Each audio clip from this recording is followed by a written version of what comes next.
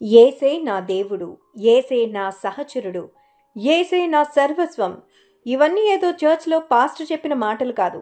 Bharat Ratna, Nobel prize అందుకుని పేదల పాలిట దేవతగా చెప్పే మదర్ తెరీసా చెప్పిన మాటలు. మదర్ అనే ముసుగులో ఈవిడ చేసిన దారుణాలు అన్నీ ఇన్ని కాదు. ఈ రోజు ప్రపంచవ్యాప్తంగా క్రిస్టియానిటీ ఎక్కువగా ఉందంటే దానికి మదర్ తెరీసా కూడా ఒక కారణమే.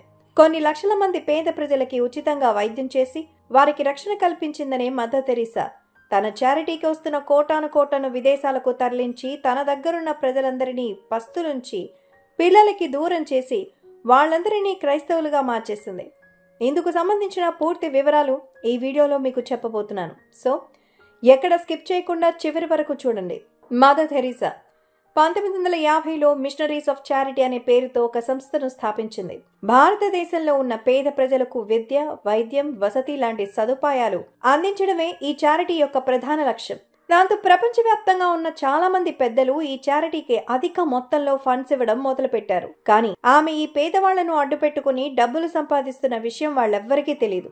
అలా 1984లో ఇథియోపియాలో వచ్చిన ఒక భయంకరమైన కరువు వల్ల అక్కడ ప్రజలు కొన్ని వేల మంది ప్రాణాలు కోల్పోగా సుమారు 70 లక్షల మంది ప్రజలు తినడానికి తిండి దొరక్క అలమటించారు.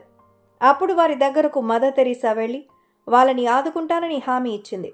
దాంతో ఈమె మాటలు నమ్మిన చాలా మంది ధనవంతులు కోట్ల రూపాయలను ఆమె చారిటీకి దానం చేశారు. కానీ ఈమె ఆ పేద ప్రజలకు రూపాయి కూడా ఖర్చు చేయకుండా డబ్బంతా వాటికన్ బ్యాంకుకు తరలించింది. ఇక ఇది ఒక క్రైస్తవ బ్యాంక్. అంటే ఈ బ్యాంక్ మిగిలిన వాట్లా కాకుండా ఉన్న డబ్బంతా ప్రపంచవ్యాప్తంగా ఉండే పేదవాళ్లను క్రైస్తవులుగా మార్చేందుకు వాడేది. అలాగే ఈ బ్యాంక్ ఏ ప్రభుత్వ నియంత్రణలో పనిచేయదు. దానివల్ల మనీ లాండరింగ్, హవాలా వ్యాపారాల నుంచి వచ్చే డబ్బు మొత్తం ఈ బ్యాంకుకే వచ్చి చేరేది. ఈ విషయం గురించి ప్రముఖ ఇటాలియన్ రచయిత జియాన్ లూయి తాను రాసిన ఒరిజినల్ సిన్స్ అనేటువంటి బుక్లో మదర్ తెరీసా గాని ఆ బ్యాంకు నుండి తన డబ్బు మొత్తం తీసుకున్నా లేదా డబ్బుని వేరే బ్యాంకు ట్రాన్స్ఫర్ చేసిన ఒక్క రోజులోనే వాటికన్ బ్యాంక్ క్లోజ్ అయిపోయేదని రాశారు. ఈయన రాసిన మాటలను బట్టి ప్రజల కష్టాలను తీర్చమని డొనేషన్ రూపంలో వచ్చిన డబ్బును మదర్ తెరీసా కేవలం మత ప్రచారాల కోసం, మత మార్పిడుల కోసం మాత్రమే వాడిందని అర్థమవుతోంది.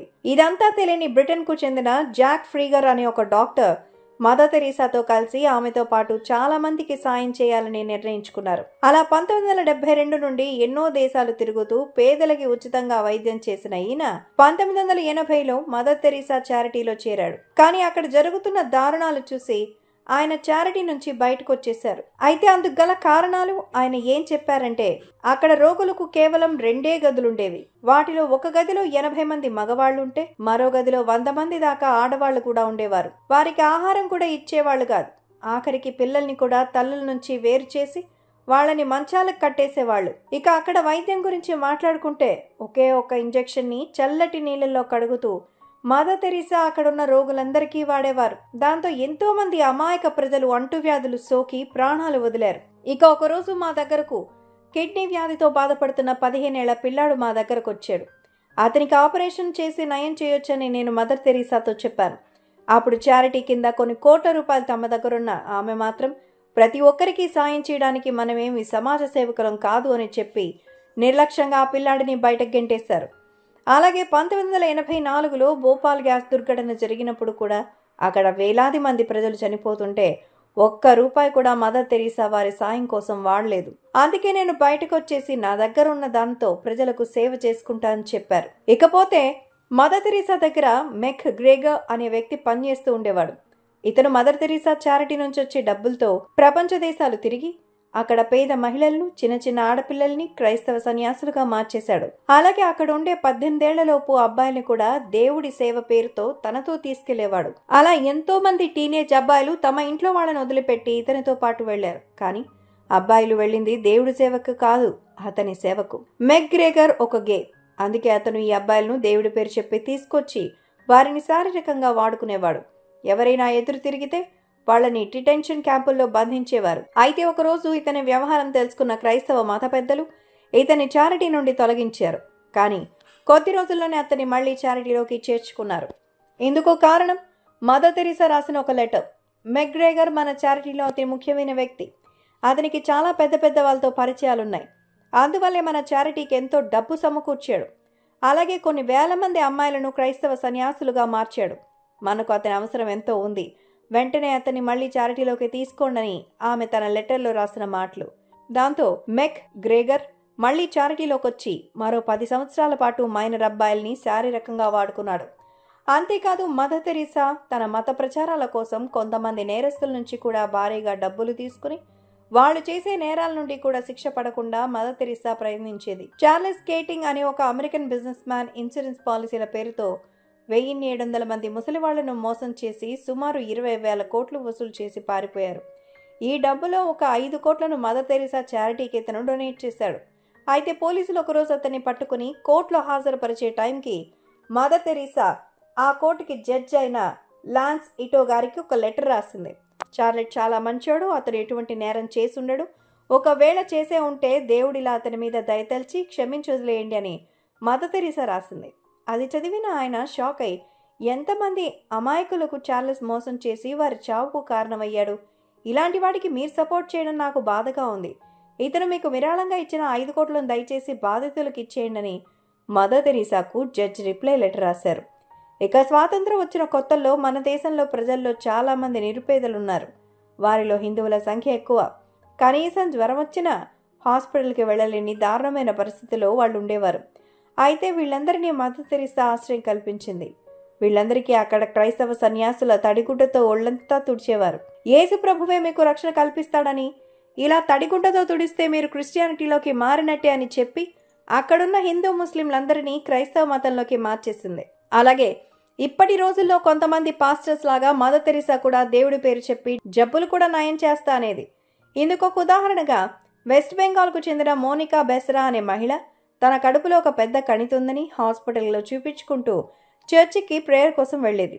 అలా చర్చికి వచ్చిన ఒకరోజు మదర్ తెరీసా ఆమె పొట్టకు ఒక తాడు కట్టి ప్రేయర్ చేయగా ఆమెకు 15 రోజులంతా నయమైపోయింది. దాంతో మదర్ తెరీసా నిజంగానే మిరాకిల్ చేసిందని ఆమెను దేవతలా చూశారు. కానీ నిజానికి ఆమె కడుపులోని కణితి హాస్పిటల్ వాళ్ళు ఇచ్చిన మెడిసిన్ వల్లే తగ్గింది. ఇక మదర్ తెరీసా దగ్గర 20 ఏళ్లకు పనిచేసినటువంటి మేరీ జాన్సన్ అనే ఆవిడ కూడా తమ దగ్గర ఉండే మహిళా సన్యాసుల గురించి మాట్లాడుతూ కన్నీళ్లు పెట్టుకుంది. ఇక్కడ సన్యాసులకు తెరీసా ఒక్క పూట కూడా అన్నం పెట్టకుండా భిక్షాటన చేసే ఆహారం సంపాదించుకొని తినాలని నియమం పెట్టింది. అలాగే ఈ ఆడ సన్యాసులను కేవలం ఒకే ఒక జత బట్టలిచ్చి వారానికి ఒకసారి స్నానం చేయడానికి అనుమతించింది. ఆశ్రమంలో ఒకరితో ఒకరిని మాట్లాడుకొనిచ్చేది కాదు. చివరికి వారిని వారి కుటుంబాలకు కూడా పూర్తిగా దూరం చేయాలని 10 సంవత్సరాలకు ఒక్కసారే వాళ్ళని ఇళ్లకు పంపించేది. వీరి మెడపై బరువైన ఒక ఇనుప గొలుసును బిగించి ప్రతిరోజు తమని తాము కొరడాతో కొట్టుకోవాలని కండిషన్ పెట్టింది. ఆ యేసు ప్రభువే మన కష్టాలని పోగొట్టడానికి ఎన్నో బాధలు అనుభవించాడు కాబట్టి ఆ బాధ మీకు తెలియాలని చెప్పి ఆ ఆశ్రమానికి ఒక జైలుగా అక్కడ ఉండేవారినందరినీ ఖైదీలుగా మదర్ తెరీసా వీరికి జైలర్గా నరకం చూపించేదని మేరీ జాన్సన్ చెప్పింది.